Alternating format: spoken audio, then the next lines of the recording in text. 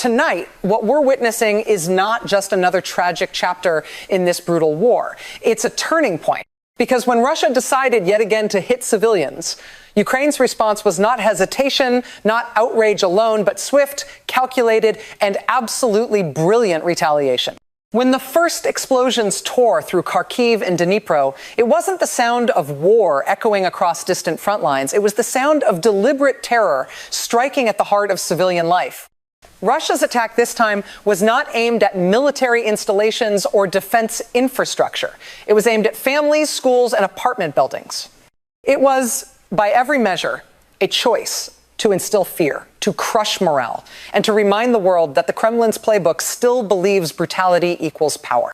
But what unfolded was not submission. It was outrage, resilience, and a renewed determination to fight back smarter, stronger, and faster than before. The images that emerged within hours told a story of heartbreak and defiance intertwined. Streets, once filled with morning markets, became scenes of smoke and shattered glass. Parents carried their children through rubble-strewn paths, dazed and disbelieving. Yet behind every broken window and burning car, there was a spark, an anger that refused to fade quietly into grief. Because Ukrainians have seen this before, they've lived through Mariupol, through Bucha, through every act of cruelty Russia has unleashed since 2022. But what Russia seems incapable of understanding is that every new act of violence doesn't weaken Ukraine, it galvanizes it. Intelligence officials confirmed that these strikes were not random. Precision-guided missiles, launched from deep within Russian territory, were targeted to inflict maximum psychological damage. They hit residential clusters far from any military presence. Analysts suggest this was meant to send a message, a brutal reminder that Russia could still reach into Ukraine's civilian heartland, even as its military struggles at the front line. But the real message received, both inside Ukraine and across the international community, was the opposite. Moscow's tactics are becoming more desperate, more erratic, and more morally bankrupt with every passing day. And yet, amid the horror, something remarkable began to happen. Within hours of the attack, Ukrainian emergency units were not only rescuing the wounded, but documenting, tracking, and sharing data with military intelligence. The coordination between civil defense and national command centers was seamless, a sign of how deeply Ukraine's society has adapted to this long, grinding war. What Russia fails to grasp is that Ukraine's strength now lies not only in its army, but in its unity. Teachers, engineers, doctors, even farmers, everyone contributes to a defense system that blends courage with calculation. As the dust settled over Dnipro, the questions began flooding in from world leaders. Why now? Why target civilians yet again? The timing, many analysts believe, was strategic in its cynicism. Russia's military setbacks in the Donbass and its growing internal dissent have forced the Kremlin to turn outward, to showcase strength through fear. When military victories fade, propaganda thrives on pain. By hitting civilians, Putin hopes to regain control of a narrative that has been slipping away for months. But that narrative no longer belongs to him. It belongs to a nation that refuses to be defined by victimhood. Even in the wake of tragedy, Ukraine's leadership responded with clarity and conviction. President Volodymyr Zelensky didn't just condemn the strikes, he promised accountability. He spoke directly to both Ukrainians and the international audience, not in the language of vengeance, but in the language of justice. We will remember every name, every family, every child, he said. And those responsible will face consequences, not someday, but soon. That was not a threat born of emotion. It was a statement grounded in confidence. Because Ukraine's intelligence network is now one of the most advanced, well-coordinated systems in modern warfare, one capable of tracing not just missile paths, but the decision-makers behind them. The power of this moment lies not only in what was destroyed, but in what survived, the spirit of defiance. Every Russian missile that lands on civilian soil further isolates Moscow on the global stage. Even nations that once stayed neutral are beginning to question the logic of standing beside a government that so openly violates every humanitarian principle. In the United Nations, the echoes of condemnation grew louder, not as diplomatic rhetoric, but as a moral awakening. Russia's campaign of terror may shatter buildings, but it cannot shatter the will of a nation that now defines strength, not through fear, but through faith in its own endurance. This wasn't just another strike, it was a revelation of character. Russia revealed its weakness through cruelty. Ukraine revealed its strength through survival. And as the world watched Kharkiv burn, what stood out was not the devastation, but the unmistakable truth that every act meant to break Ukraine only binds it closer together. In this war of shadows and fire, the loudest sound is not the blast of a missile, it's the heartbeat of a nation that refuses to stop. The moment the missiles hit Kharkiv and Dnipro, Ukraine's leadership didn't waste a second. There was no confusion, no pause, no frantic scramble for response. Within hours, what the world witnessed was a masterclass in precision warfare, a swift, methodical, and brilliantly executed counterstrike that redefined what modern retaliation looks like. This was not blind rage or chaos disguised as courage. It was intelligence fused with discipline. Ukraine didn't just strike back, it struck back with purpose. Every target was calculated, every move deliberate, and every second counted. Behind the scenes, the operation unfolded like clockwork. Intelligence officers who had been tracking Russian flight patterns for days sent encrypted alerts through the military network. Commanders at forward bases moved into immediate coordination with drone pilots, artillery teams, and cyber warfare units. The retaliation that would unfold was not about matching brutality with brutality. It was about dismantling the machinery of terror that had fueled Russia's assault. Ukraine's response was swift, but more importantly, it was strategic, the kind of measured precision that only comes from a nation that's been fighting not just to survive, but to outthink its enemy. As night fell, the sky over Russian-occupied territory lit up. Ukrainian drones, small, silent, and nearly undetectable, crossed into the airspace that Moscow once claimed as impenetrable. Within minutes, explosions ripped through fuel depots and command posts that had coordinated the earlier strikes on civilians. One by one, the logistics veins that fed Russia's war machine were severed. Analysts watching the radar feeds in NATO intelligence centers called it a textbook example of asymmetric warfare. What made it extraordinary was not the scale, but the precision. Ukraine wasn't aiming for symbolism. It was cutting arteries, not scratching skin. Each strike sent a ripple of shock through the Russian chain of command. Communications went dark in several field units, supply trucks halted mid-route, and emergency orders from Moscow scrambled to restore damaged satellite links. For a moment, the same empire that had prided itself on dominance looked disoriented, like a boxer, stunned by a hit he never saw coming. The Kremlin's silence was telling. For hours, no official statement came. Russian state media stumbled through vague reports about minor fires and logistical mishaps. But independent monitors and satellite images told a different story. The revenge was real, immediate, and devastatingly effective. The brilliance of Ukraine's response lay not just in timing, but in restraint. It could have chosen to target civilian zones inside Russia in emotional retaliation. It didn't. Instead, it chose intelligence over impulse. That single choice sent a message far beyond the battlefield. It told the world that Ukraine is not a nation driven by revenge. It is a nation guided by strategy, by law, and by an unshakable sense of purpose. That contrast between Russia's cruelty and Ukraine's control was striking, and it reshaped global perception overnight. Western analysts, often cautious in praise, described the operation as one of the most disciplined retaliatory campaigns in modern European warfare.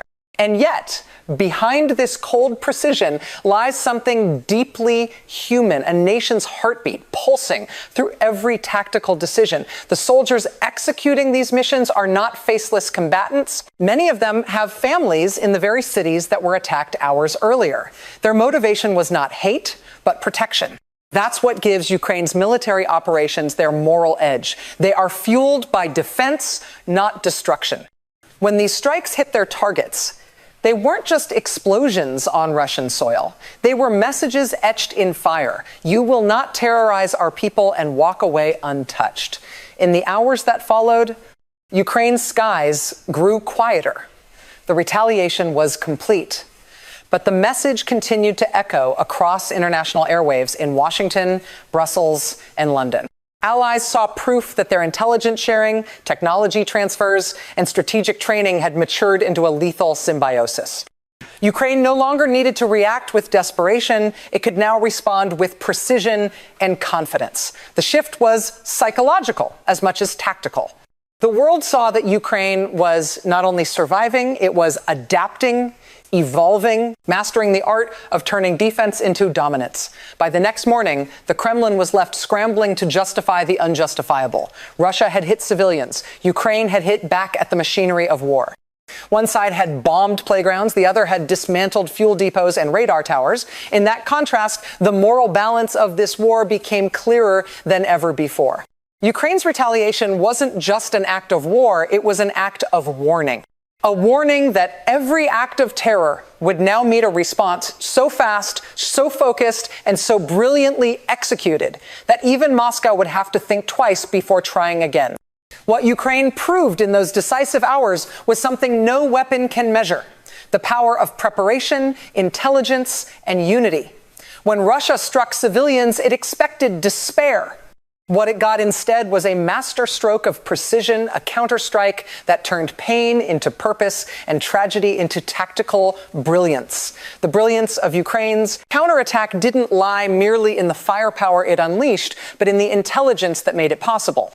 Every missile launch, every drone strike, every coordinated move across the front was the result of months, perhaps years, of strategic evolution.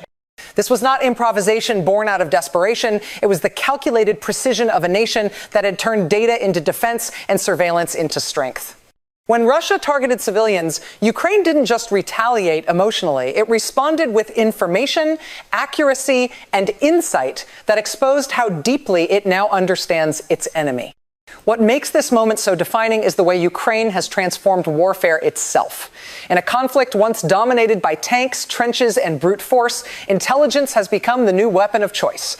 Satellite imagery, intercepted communications, and real-time drone surveillance combined to form a battlefield picture so clear, so dynamic, that every Ukrainian strike seemed choreographed to perfection.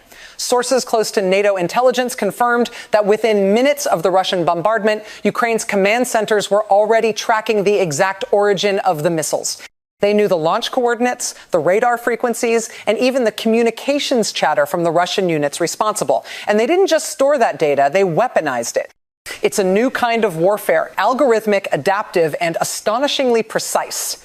Ukrainian military intelligence has been building what one analyst described as a living map, a constantly updating digital model of Russian troop movements, fuel supplies, and command links. The moment Moscow launched those civilian-targeted strikes, that map lit up like a pulse monitor under stress. Within hours, targets were identified, verified through multiple data streams, and queued for precision retaliation. That speed, moving from analysis to action in under 6 hours, is almost unheard of in conventional warfare. It signals a level of coordination and technological mastery that rivals even the most advanced Western militaries. Behind this operation lies a partnership that blends Ukrainian ingenuity with Western technology. American reconnaissance satellites, British electronic intercept systems, and European data sharing networks all fed into Kyiv's central command, creating a multi-dimensional view of the battlefields. But what sets Ukraine apart is not the access, it's the execution. Western intelligence has never been used with this level of creativity and agility. Ukraine's analysts don't just receive information, they reinterpret it, cross-match it with local data, and act on it faster than any bureaucracy could allow. That agility has become Ukraine's signature strength, a kind of digital guerrilla warfare that turns intelligence into an art form. And make no mistake, this intelligence war is as psychological as it is physical. Russia's commanders are now forced to question every movement, every transmission, every vehicle they deploy. They can no longer assume safety, even hundreds of miles from the front. Ukrainian cyber units have infiltrated radio frequencies, jammed drone feeds, and even planted false data to mislead enemy troops. The result is chaos within the Russian ranks, a confusion that weakens morale and erodes trust in command structures. In the age of smart warfare, confusion is the most lethal weapon of all. This operation also revealed something deeper. Ukraine has mastered the balance between human intuition and machine precision. Data alone doesn't win wars, people do. And Ukraine's intelligence corps, young analysts, often in their 20s, trained in cybersecurity and AI modeling, represent a new generation of defenders. They're the silent architects behind the strikes, the unseen tacticians transforming warfare into something both technical and deeply human. These are not soldiers in trenches. They are coders, mathematicians, and data scientists fighting a war from screens and servers. And yet, their work saves as many lives as any soldier on the front line. What makes this even more compelling is how Ukraine's intelligence infrastructure has grown despite constant Russian cyber attacks. Moscow has tried repeatedly to cripple Kyiv's digital backbone targeting, power grids, data centers, and communication satellites. Yet every time, Ukraine rebuilds faster and smarter. Each attack becomes an upgrade, each breach a lesson. It's as though every attempt to weaken Ukraine has only strengthened its resolve to innovate. What Russia intended as disruption has become Ukraine's catalyst for adaptation. When Ukraine finally launched its Counterstrike, the results spoke louder than any press statement could. The targets hit were not random. They were nerve centers, fuel hubs, radar arrays, command posts that made Russia's civilian attacks possible. Every explosion was a data point, closing a loop, every strike a signature of intelligence-driven warfare at its finest. It wasn't vengeance, it was precision. It was strategy disguised as speed. In that moment, Ukraine proved something the world is still trying to grasp, that in the 21st century, wars are not won by size or intimidation, they're won by information. When Russia fired missiles at civilians, it was acting out of desperation. When Ukraine struck back, it was acting out of knowledge. And knowledge, in this war, has become the most powerful weapon of all. When Ukraine's counterstrike hit its targets, Moscow was caught off guard in a way that it hadn't been since the early days of the invasion. The Kremlin, long accustomed to dictating the tempo of this war, suddenly found itself scrambling for control. Command lines that once flowed in rigid order dissolved into a tangle of confusion. Reports began filtering through encrypted Russian telegram channels of fuel shortages, communication breakdowns, and frantic relocations of command posts. It was as if, for one shocking moment, the very system that prides itself on control had lost its grip. Ukraine's retaliation didn't just damage infrastructure, it cracked the illusion of Russian invincibility. Inside the walls of the Russian Defense Ministry, the atmosphere was tense. Intelligence sources described the sudden disappearance of senior field commanders from internal communications and the urgent summoning of generals to Moscow for emergency consultations.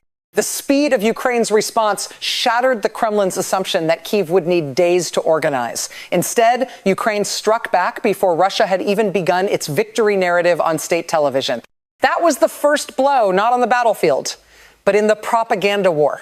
By the time Russian anchors tried to shape a story of minor setbacks, videos of Ukrainian drone strikes on key Russian facilities were already circulating. Globally, the Kremlin's tight grip on perception had slipped, and it couldn't get it back. For decades, Russia has relied on the image of military supremacy, an empire of power and discipline capable of overwhelming any opponent. But when Ukraine's missiles found their marks inside Russian-controlled zones, that myth began to unravel. The soldiers on the ground saw it first. Panic spread through supply convoys as fuel depots burned. Drone operators reported losing visual feeds and GPS signals, leaving them blind. Communications officers received conflicting orders, some told to hold positions, others told to retreat and regroup. What began as a controlled chain of command dissolved into chaos. The psychological toll of realizing that their once impenetrable defense lines were now transparent to the enemy was devastating. Even among Russia's inner circle, cracks appeared. Anonymous sources within Moscow's security apparatus admitted to journalists that they were shocked by the precision and timing of Ukraine's retaliation. One described it as a ghost moving faster than thought. The admission itself was remarkable. The Russian state, which thrives on denial, could no longer fully hide the fact that its military had been blindsided. The sophistication of Ukraine's strikes exposed an uncomfortable truth that Russia's much vaunted defense systems, the pride of its propaganda machine, could be penetrated with surgical precision. It was a humiliation not only for its generals, but for the narrative of dominance that Putin himself had built his regime upon. As the night dragged on, confusion deepened. Field reports became fragmented, orders contradicted one another, and frontline troops found themselves cut off from higher command. In several regions, Russian soldiers reportedly resorted to using civilian communication apps after their secure channels failed. The image of a high-tech superpower had crumbled into the reality of an army improvising with smartphones. Meanwhile, Ukrainian intelligence units intercepted these transmissions, mapping out Russian disarray in real time. What had begun as a counterstrike was rapidly becoming a demonstration of control, Ukraine dictating the pace, Russia reacting in panic. What made this moment so consequential wasn't just the damage inflicted, but the symbolism. For the first time, Russia appeared vulnerable, not because of sanctions or diplomacy, but because it was outmaneuvered on its own battlefield. Putin's silence in the hours following the strikes was deafening. State media avoided the topic altogether, choosing instead to air footage of old military exercises. But silence, too, can speak volumes. In that silence, observers saw something rare uncertainty from a regime that thrives on aggression. Analysts across Europe began calling it a psychological collapse, a shift in the balance of confidence that could alter the trajectory of the entire war. Even among ordinary Russians, the unease was palpable. Social media flooded with speculation, with citizens questioning why internal facilities were suddenly on fire and why official channels had gone dark. That kind of doubt is dangerous in an authoritarian state built on perception. The Kremlin could censor, but it couldn't contain the truth fast enough. Every burning depot, every intercepted transmission, every delayed announcement became evidence that Russia had been surprised, outmaneuvered, and most importantly, outsmarted. Ukraine's strike didn't just hit targets, it hit the psychological core of the Russian war machine. It revealed that beneath the layers of propaganda and pride lies a military apparatus stretched thin, fighting on outdated assumptions and fractured communication. In that moment of confusion, the world saw what Moscow had tried to hide, a power structure built on fear, not strength. The shock was not just tactical, it was existential. The empire that once dictated fear was, for the first time, feeling it. And that realization may prove more destructive to the Kremlin than any missile ever could. The global reaction to Ukraine's lightning-fast retaliation was immediate and electric. Within hours of the counterstrike, foreign ministries across Europe and North America were lit up with secure calls, briefings, and intelligence updates. Diplomats who had grown used to cautious optimism suddenly found themselves speaking in sharper, more decisive tones. What Ukraine accomplished wasn't just a military response, it was a geopolitical statement that rippled across capitals and corridors of power. The message was unmistakable. This war had entered a new phase, and Ukraine was now setting the pace.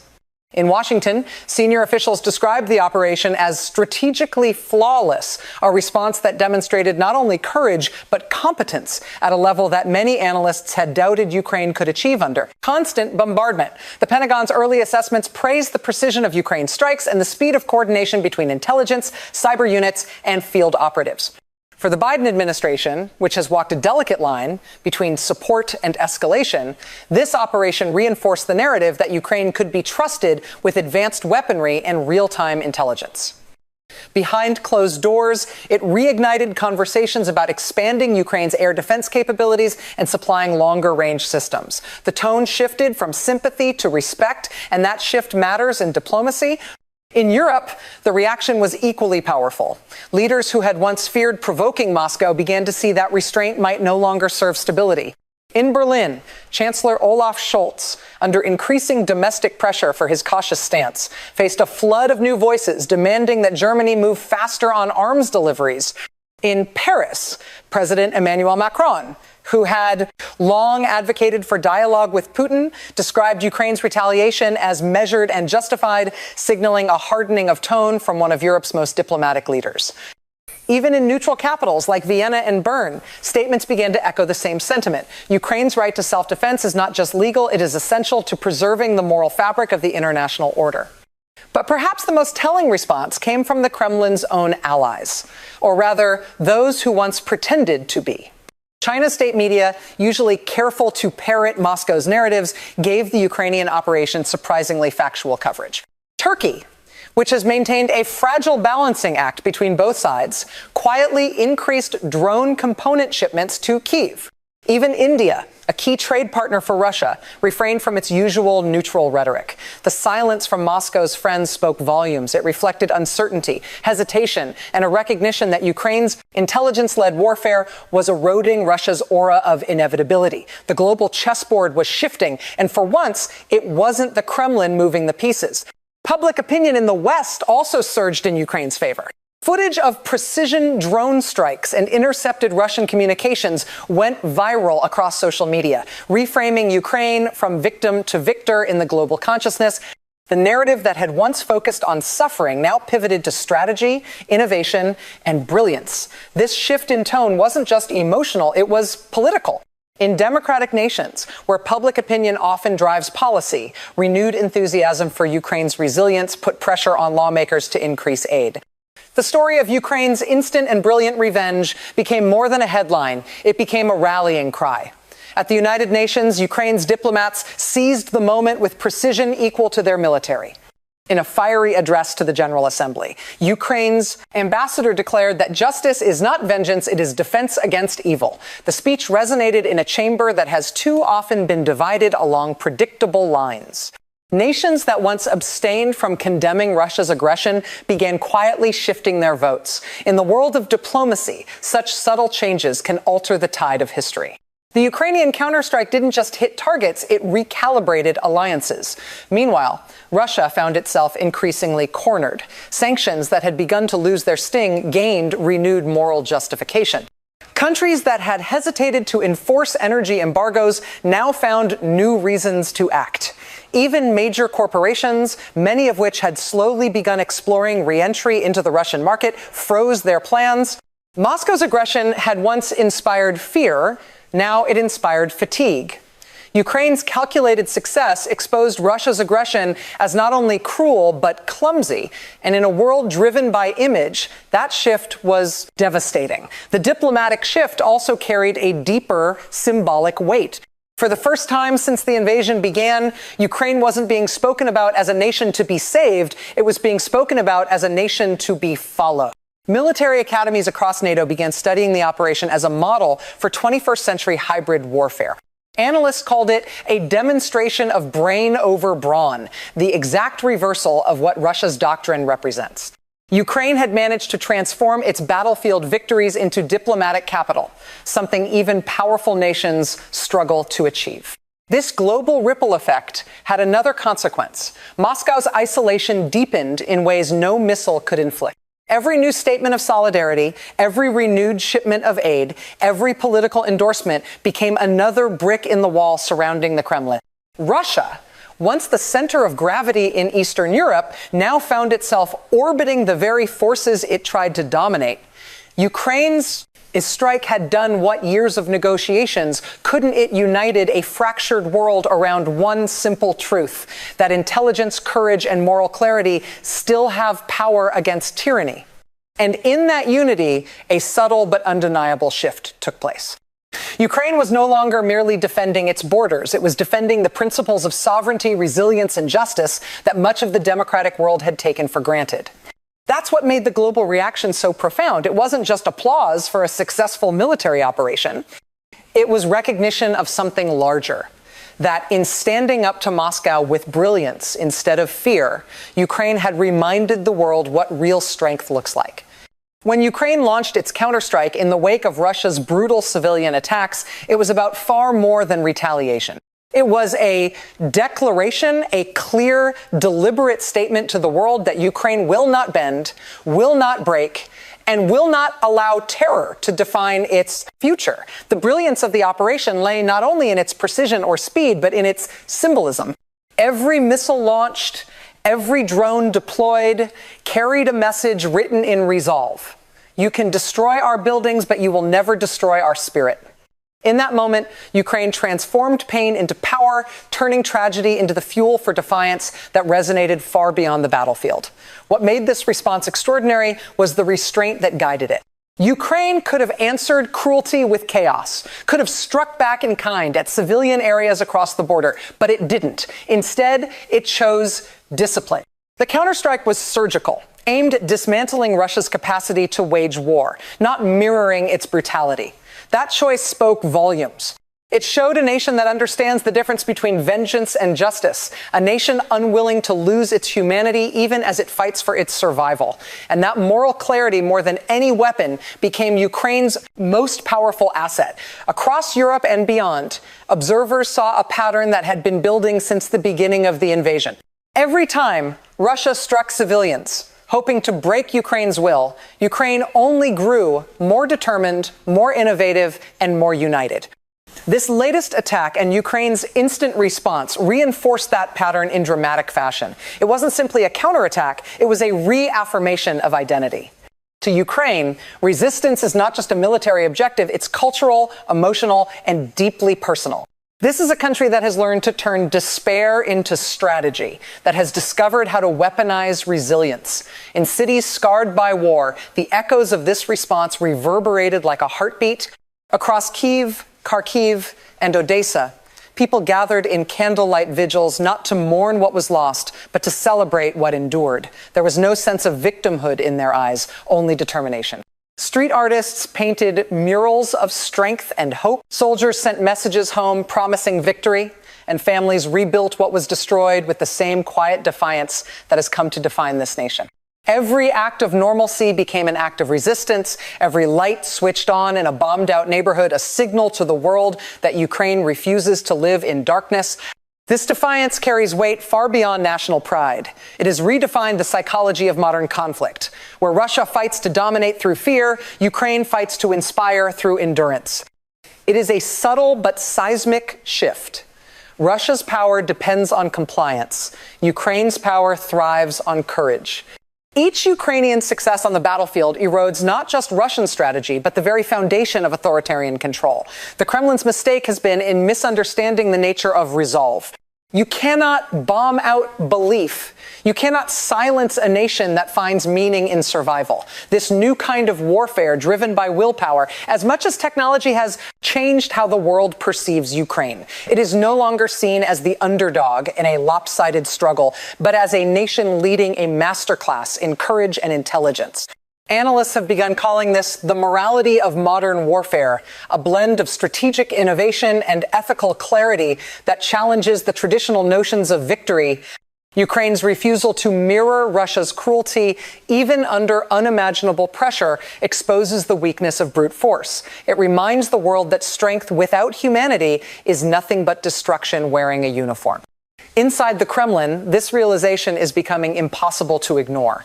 Russian officials may continue to speak in the language of dominance, but behind those walls, they understand what Ukraine's actions mean.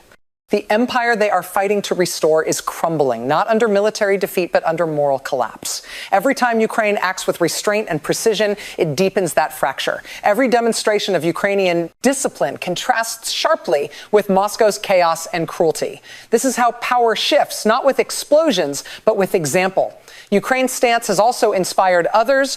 From Warsaw to Washington, from Helsinki to Tokyo, nations have begun to see in Ukraine a reflection of their own democratic struggle, the eternal tension between tyranny and freedom. The country's ability to maintain its principles under fire has reignited belief in something many feared was lost, that democracy, when tested, can still fight back with both courage and conscience.